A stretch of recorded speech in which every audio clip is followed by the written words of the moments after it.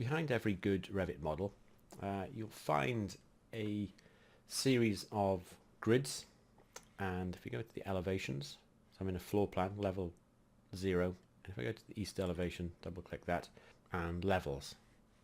So the levels determine sort of logical positions within your construction, so ground floor level or level 0, level 1, level 2, and if you've got a multi-story building, you'd continue putting levels in that corresponds to the top of the floor, the underside of the floor, the center of the beam, or some logical part of the construction.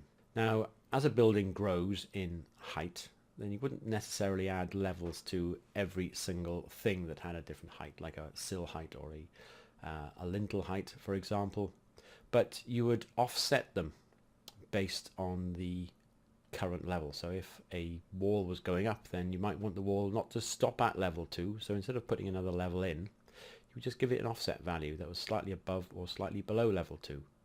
But the important thing is that the relationship of that wall from one level to another is set. So if you move these levels, if I decided to move level 0 down or up, or level 2 down or up, then the wall that was associated with these levels would also move up with the same sort of offset. So understanding construction is always an important part of understanding Revit. It's not just good enough to understand the software. You need to understand how things go together as well.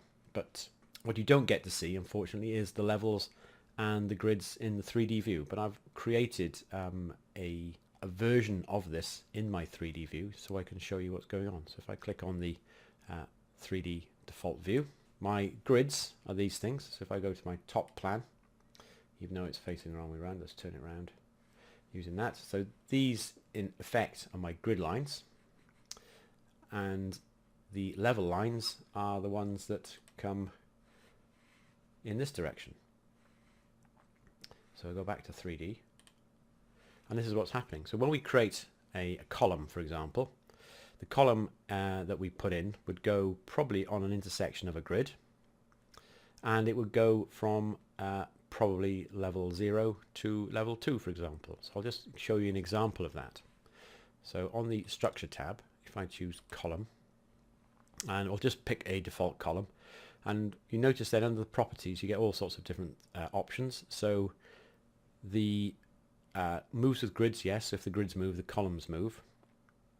And these are sort of cut styles, extension options in the properties. You'll find the positioning options at this point. Now there's also a grayed out version of at grids, because if we're in plan view we could click on the intersection of grids, but I'm not going to show you in plan view. I'm going to show you in this 3D view so you get a sense of what's happening when we put the column in. The column is going from first click, which is going to be level 0, to the second click, which I'll put up to level 2, and this value here is the offset value. Enable 3D snapping means that I can snap in a 3D environment, so it's quite useful for positioning things in 3D, but normally if the column was perpendicular to the ground plane, then it's probably easier to put the column in on a floor plan. So I'm going to click at that point. This is going to start generating my column, and then the second click, as we can see, it's coming up. I'll click at that point, and that puts the column in. So if we look at the column, it says that its base level is level 0 and its top level is level 2. Now if I go back to the elevations, east elevation, and I take my level 2, this is the grid line that you can see in the 3D view.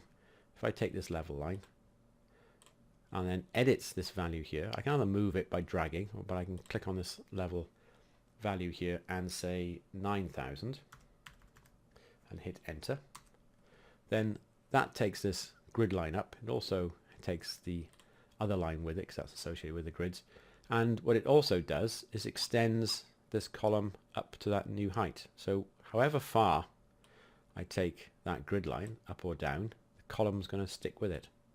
So it's a really useful function of the software. Now if I didn't want the column to sit exactly at this grid line point, then I could set some offset values. So similarly at the bottom of it, if I wanted it to be maybe sort of 600 mil down onto a piece of foundation, for example, and I didn't want to put a level in for the foundation, then I can change the properties of this column in the properties panel here. So the base offset, let's say from level 0, we are putting it -1 meter, and the top offset we'll have that as -100. And what that does is drops this down a meter from this point and takes that down a meter from that. But what also happens if I move that grid line up, that relationship, that 100mm offset, is set. And similarly this one, if I take that up a bit, so it's now 700mm up, it's still got that 1 meter offset.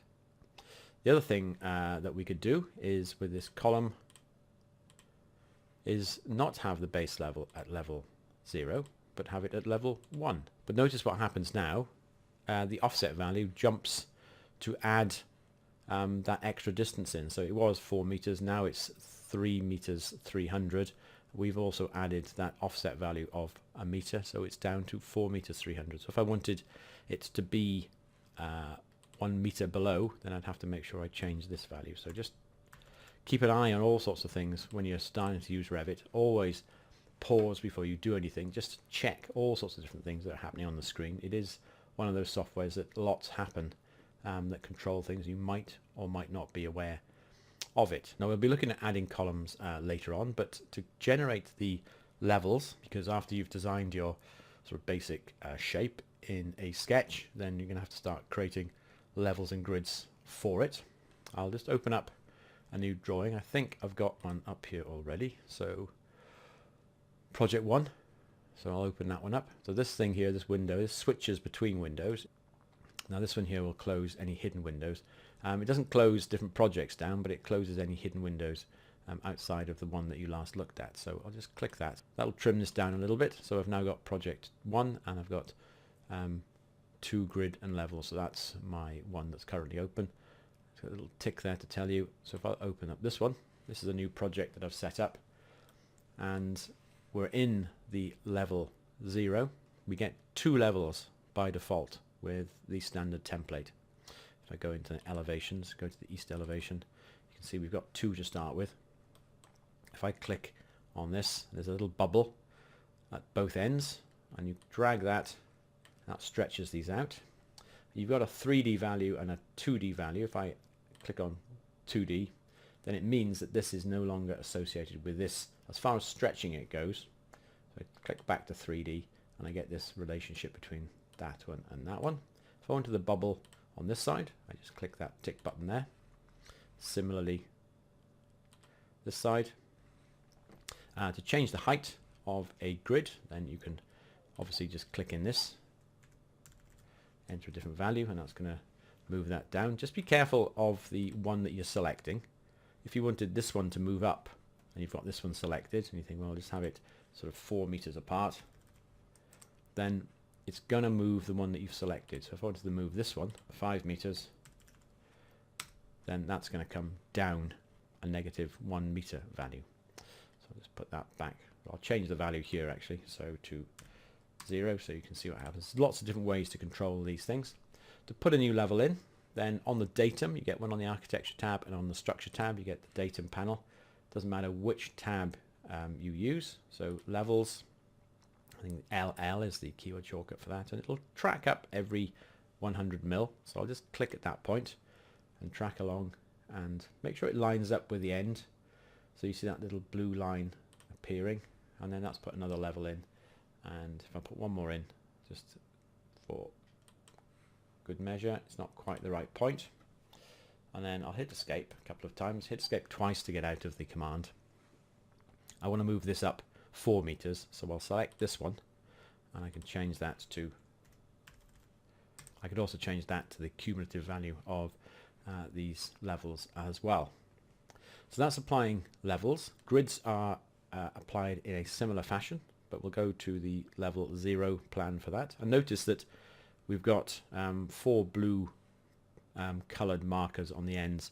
Now the only way this will turn into a black blob is if I deleted the level 3 from all options on this browser. So not just the floor plan, but I think there's one in the ceiling plan as well. We've got one in the structural plan as well. So if you're wondering why you've deleted the floor plan, it's not turned black, it's simply because you need to delete them from all different aspects. So to create some grids, I'll just go back to level 0.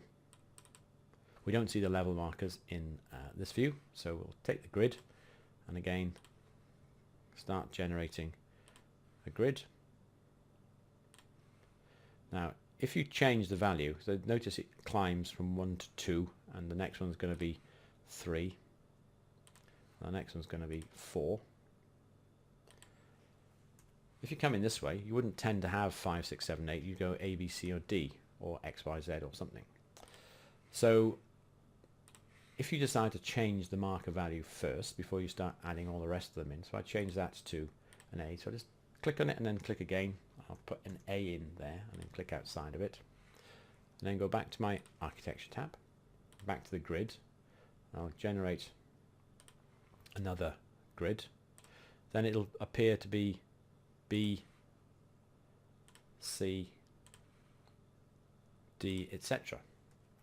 Okay, so I know these are all jumping from different sides, but the similar thing happens with the levels. So if I wanted all the markers to appear this side, I could turn them off from that side, turn them on this side, turn them off that side. Okay, so creating levels and grids is a very simple process. There are a couple of other things with the grid creation that you can't do with levels. You can create curved grid lines or multi-segment grids. So for example, if I wanted to create a grid line that was going to define something on a bend, I could also pick objects to create the grid. This method is to find the center.